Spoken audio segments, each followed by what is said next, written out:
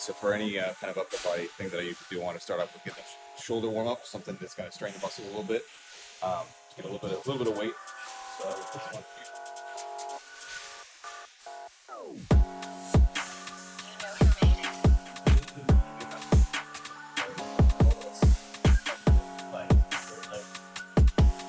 The other shoulder warm up that I like to do personally, I'm going to do two separate motions on each arm. First one is going to be this. I'm going to be pulling in, leaving arms right down, rotating in the shoulder, right? Help get that one. Rotate a cup warmed up. Do that with each side. I'm going to switch it up. I'm going to go a little lighter weight on this one. This is going to be extending out. So that one I was pulling in, it's going to go out. We're straining the shoulders on both directions.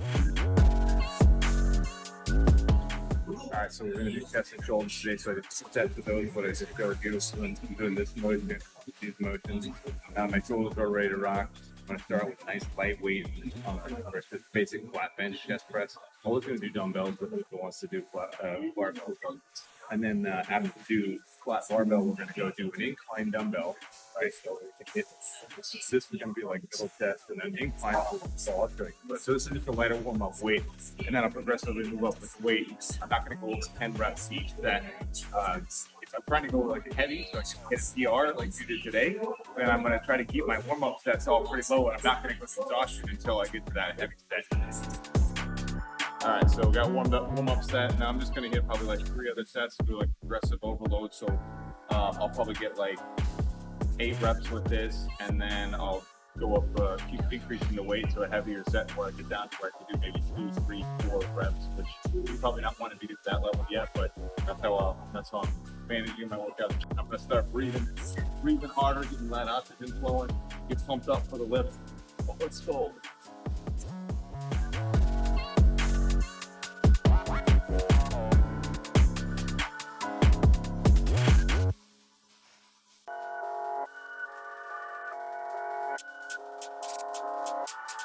All right, so got that set, got a couple sets in. I'm going to go for the heavy set now, but I'm going to do something else that's really one of my favorite moves that really gets you a lot more results, and that's to do a drop set.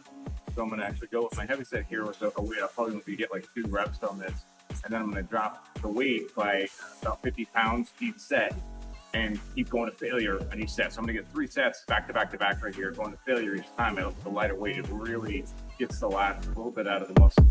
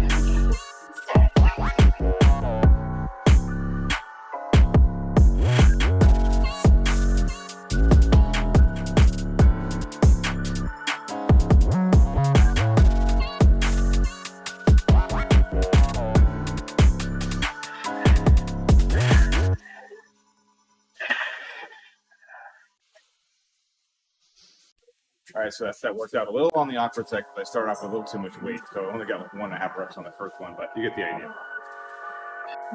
All right, pretty simple motion here. You probably know how to do this. Just the incline dumbbell press, right? Similar to what you probably already did. The only difference is that I'm leaning forward, up a little bit. So it's going to work your upper pectoral a little bit more. And then like you can also do like a decline. I wouldn't try doing a decline with the dumbbells, but a decline is where you're leaning back, and that's going to work the lower. So the idea is to take the muscle from different angles. So I'm going to try to keep I'm not going to go all the way out here like this. I'm going to keep my elbows down about like this. I'm not going to go past about a 90-degree angle. Starting out with a light weight to get warmed up like everything else on my first set. Get your boys back.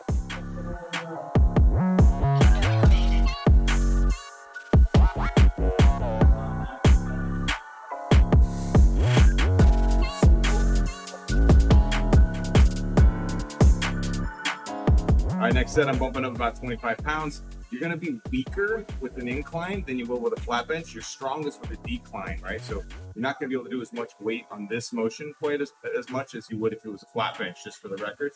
But if I'm gonna be getting a little bit heavier, this is when I'm starting to get pumped up, right? I like to just take a few big breaths before my lift, get the oxygen flowing.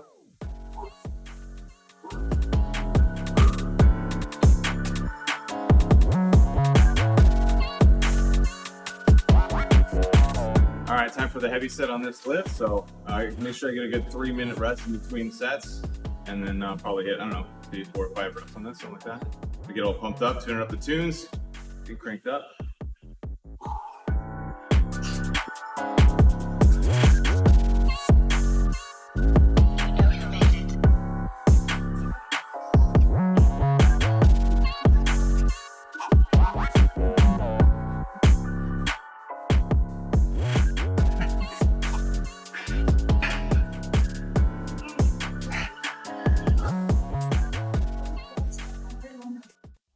This is going to be like a decline kind of motion and cable flying. So I'm going to be making sure to really focus on keeping the shoulder blades back on this one and keep the arms out and kind of coming together, kind of like a hoop motion, right? Not just pushing forward like this, but actually doing a fly motion.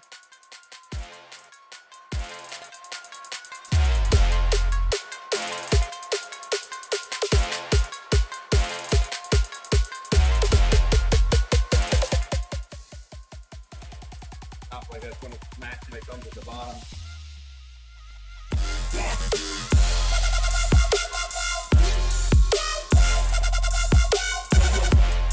All right, getting to the very end of the workout here, so I'm going to work in a couple more lifts and something that can be like kind of a little bit of circuit training. I'll know is fit 2 things in together that are like not necessarily directly related.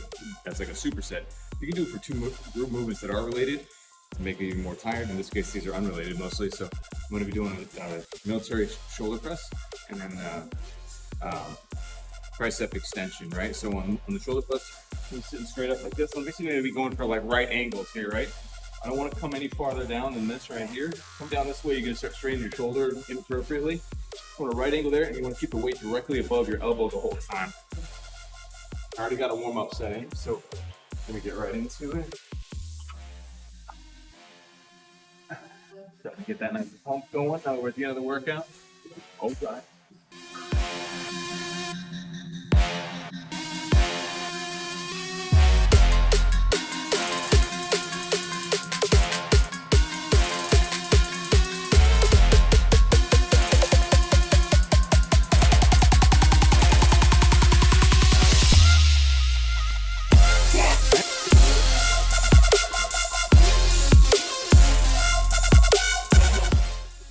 Forward bend on this so I can get the right angle. I want to keep the upper part of my arm pretty much stable. I don't want to be moving around like this. That's a little bit much. Alright. I'm gonna get set where my elbows can be stable there. My back, my core tight.